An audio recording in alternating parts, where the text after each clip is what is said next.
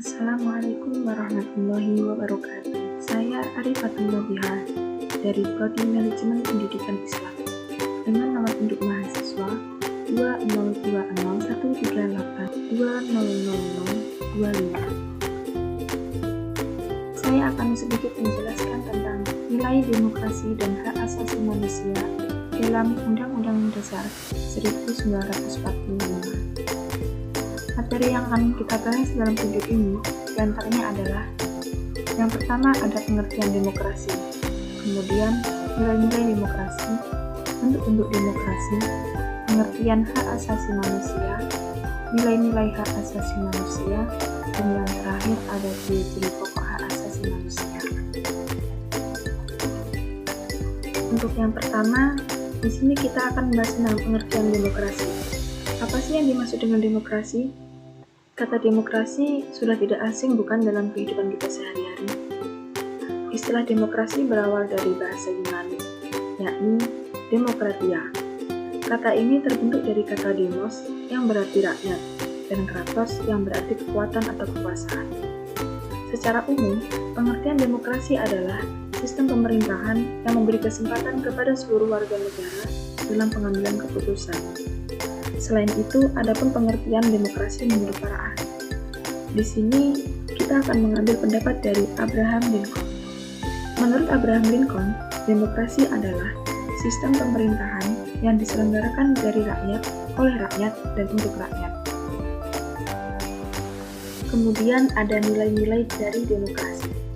Banyak nilai-nilai demokrasi yang sepatutnya sebagai bangsa yang beradab kita bisa mengimplementasikan dalam kehidupan kita sehari-hari. Di antaranya adalah ada kesetaraan warga.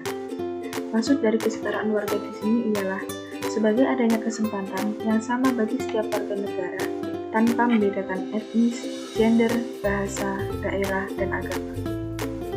Kemudian ada kedaulatan rakyat. Pemerintahan berasal dari rakyat dan bertanggung jawab kepada rakyat. Kedaulatan rakyat dapat ditegakkan jika para politisi menyadari asal-usulnya dan menunjukkan tanggung jawabnya sebagai wakil rakyat. Kemudian ada rasa percaya dan kerjasama. Rasa saling percaya dan kerjasama antar kelompok masyarakat merupakan dasar yang diperlukan untuk membentuk sistem demokrasi. Kemudian pluralisme. Di sisi lain, dengan adanya pluralisme akan memperkaya seni budaya suatu bangsa, tetapi juga merupakan pemicu utama terjadinya konflik. Jadi, kesadaran pluralisme masyarakat dapat menghindarkan pecahnya konflik antar kelompok.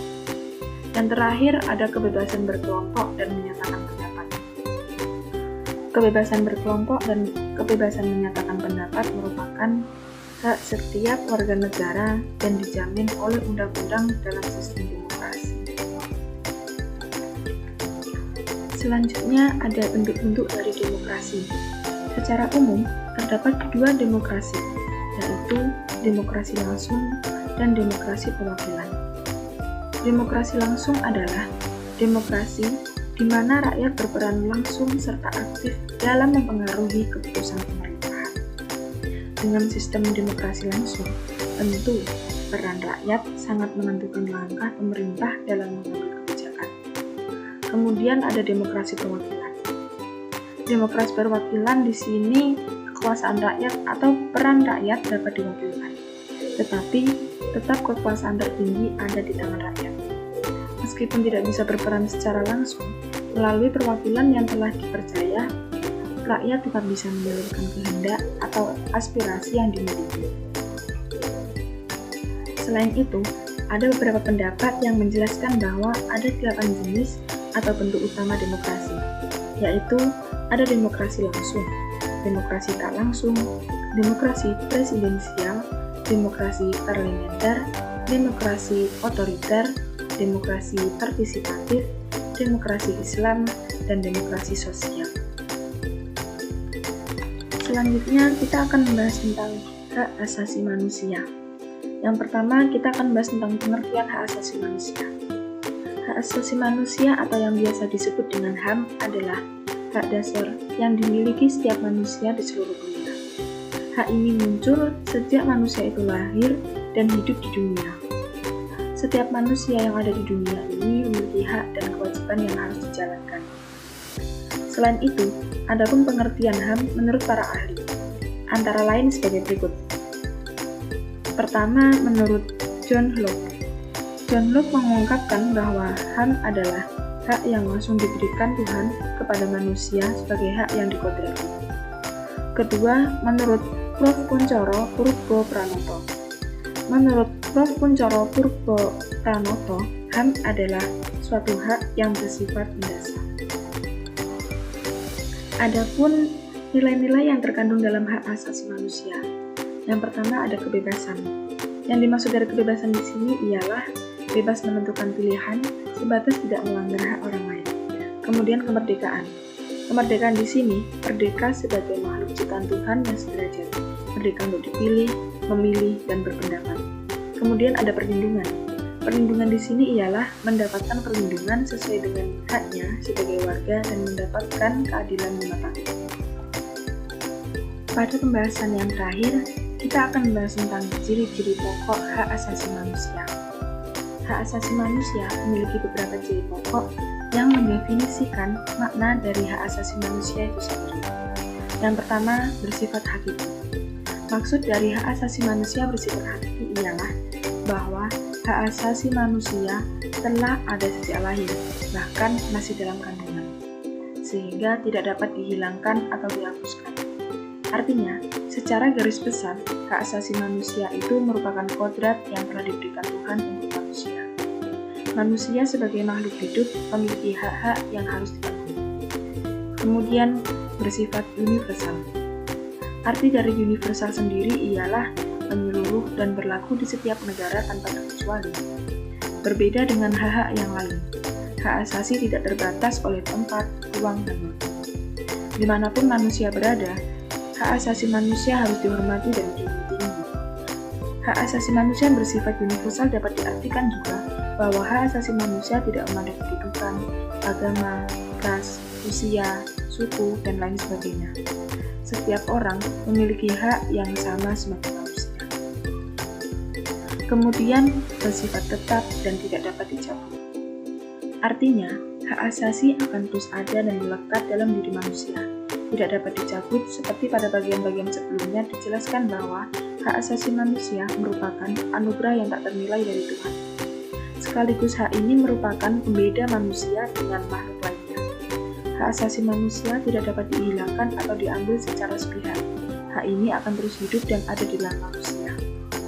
Kemudian bersifat utuh dan tidak dapat dibagi. Dapat diartikan bahwa hak asasi manusia harus didapatkan oleh orang secara utuh seperti hak sipil, hak berpolitik, hak pribadi, dan lain sebagainya. Setiap manusia memiliki hak yang sama.